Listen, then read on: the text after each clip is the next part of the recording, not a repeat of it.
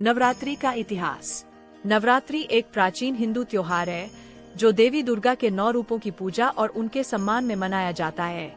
इसका इतिहास और महत्व धार्मिक ग्रंथों, पुराणों और हिंदू संस्कृति में गहरे जड़े जमाए हुए हैं। नवरात्रि शब्द संस्कृत के नव, 9 और रात्रि, रात से मिलकर बना है, जिसका अर्थ होता है 9 रातों का पर्व। पौराणिक कथा।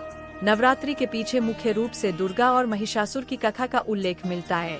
ऐसा कहा जाता है कि महिषासुर, जो एक शक्तिशाली असुर था, ने अपनी तपस्या के बल पर ब्रह्मा जी से वरदान प्राप्त किया था कि उसे कोई देवता या मनुष्य मार नहीं सकेगा। इस वरदान के बाद उसने अत्याचार और अराजकता फैलाना शुरू कर दिए।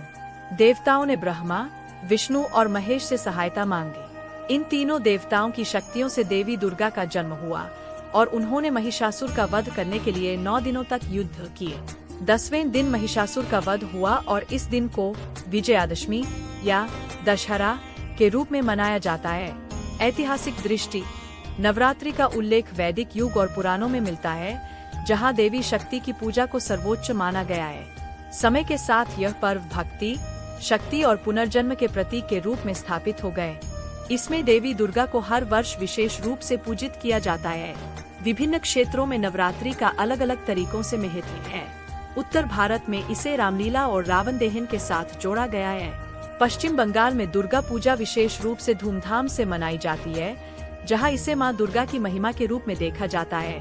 गुजरात में इसे गरबा और डांडिया के साथ मनाया जाता है, जो इस पर्व को एक सांस्कृतिक रूप देता है।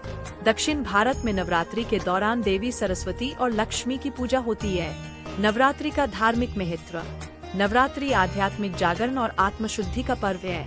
इसमें शक्ति की पूजा के माध्यम से बुराई पर अच्छाई की विजय का संदेश मिलता है।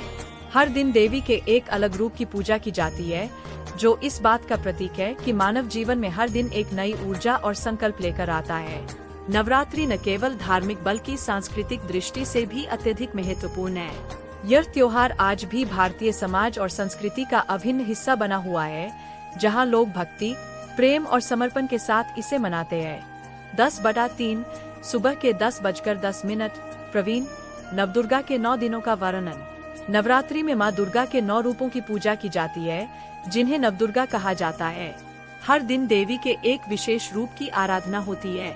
ये 9 रूप शक्ति, भक्ति और प्रकृति के अलग अलग पहलुओं का प्रतिनिधित्व करते हैं। आइए नवदुर्गा के प्रत्येक रूप का वर्णन और पूजा विधि जानते हैं। शैलपुत्री। पहले दिन। शैलपुत्री का अर्थ है पर्वतराज हिमालय की पुत्री। इनका स्वरूप अत्यंत शांत और दिव्य है। माँ शैलपुत्री नंदी, बैल पर सवार होती है और उनके एक हाथ में त्रिशूल और दूसरे हाथ में कमल का फूल होता है। पूजा विधि। माँ शैलपुत्री को श्वेत वस्त्र और गंध के साथ पूजा जाता है। इस दिन ब्रह्मचारिणी का ध्यान किया जाता है। ब्रह्मचारिणी। दूसरे दिन। ब्रह्मचारिणी देवी तपस्या का प्रतीक है। इनके हाथों में कमंडल और माला होती है। इन्हें देखकर साधक तप, संयम और त्याग का महत्व समझता है। पूजा विधि। देवी ब्रह्मचारिणी की पूजा सफेद फूल, दूध, दही और मिश्री से की जाती है। चंद्र घंटा। तीसरे दिन। चंद्र घंटा देवी का स्वरूप अर्धचंद्र से सुशोभित है। इनके माथे पर चंद्र का आभूषण होता है, जिससे इन्हें चंद्र घंटा कहा जाता है। यह देवी सिंह पर सवार रहती है और इनके हाथों में अस्त्र शस्त्र होते हैं। पूजा विधि। माँ चंद्र घंटा की पूजा में लाल फूल, दही और मिठाई का प्रयोग होता है। इन्हें शांति और धैर्य का प्रतीक माना जाता है। कूष्मांडा। चौथे दिन। कूष्मांडा देवी ब्रह्मांड की सृजनकर्ता मानी जाती है। इन्होंने अपनी हल्की मुस्कान से सृष्टि की रचना की थी। ये देवी अष्टभुजाधारी है और सिंह पर सवार होती है। पूजा विधि। देवी कूष्मांडा की पूजा में कद्दू का भोग लगाया जाता है। इन्हें भक्तों को स्वास्थ्य और धन प्रदान करने वाली माना जाता है। स्कंदमाता। 5वें दिन। स्कंदमाता भगवान कार्तिकेय की माता है, जिन्हें स्कंद भी कहा जाता है। ये देवी सिंह पर सवार है और अपनी गोद में बालक स्कंद को धारण किए हुए है। पूजा विधि। देवी स्कंदमाता की पूजा सफेद फूल और केले से की जाती है। इन्हें सुख समृद्धि और ऐश्वर्य प्रदान करने वाली माना जाता है। कात्यायनी। 6ठे दिन। देवी कात्यायनी का जन्म महर्षि कात्यायन की तपस्या के फलस्वरूप हुआ था।